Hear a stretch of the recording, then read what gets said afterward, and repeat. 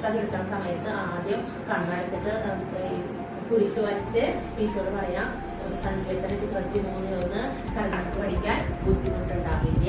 പിന്നത്തെ വിഷയം ഇംഗ്ലീഷ് എടുക്കുമ്പോൾ കർത്താവാണ് എൻ്റെ ഇടയിൽ, എനിക്കൊന്നിനും കുറവുണ്ടാവില്ല, ഇംഗ്ലീഷ് പഠിക്കാൻ ബുദ്ധിമുട്ടുണ്ടാവില്ല.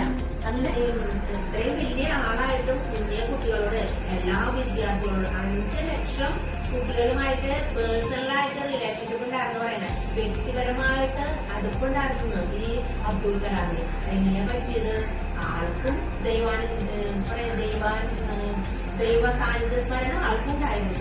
അതുകൊണ്ടാണ് ഈ സ്വപ്നം സാക്ഷാത്കരിക്കാൻ പറ്റിയത്. സ്വപ്നം സഫലമാക്കാൻ എന്ത് വേണം? സ്വപ്നം മാത്രം പോരാ, പിന്നെ എന്ത് വേണം? കഠിനാധ്വാനം കൂടി വേണം. പഠനം അതാണ് കഠിനാധ്വാനം. അപ്പൊ ഈശോ ഏറ്റവും അധികം ഇഷ്ടപ്പെടുന്ന ആരെയാണെന്നറിയോ? ഈശോ ഏറ്റവും അധികം ഇഷ്ടപ്പെടുന്ന ആരെയാണ്? ശിശുക്കൾ. ശിശുക്കൾ എന്റെ അടുക്കൽ വരാൻ അനുവദിക്കുകയും അവിടെ തടയരുത്. എന്നിട്ട് ഈശോ ആ കുട്ടികളെ തോളത്തിരുത്തി, കാലുമിരുത്തി, കുമ്പുപൊടി ഇരുത്തിയോ? അപ്പൊ ഈശോയ്ക്ക് ഏറ്റവും ഇഷ്ടമുള്ള ആരെയാന്ന് പറയും?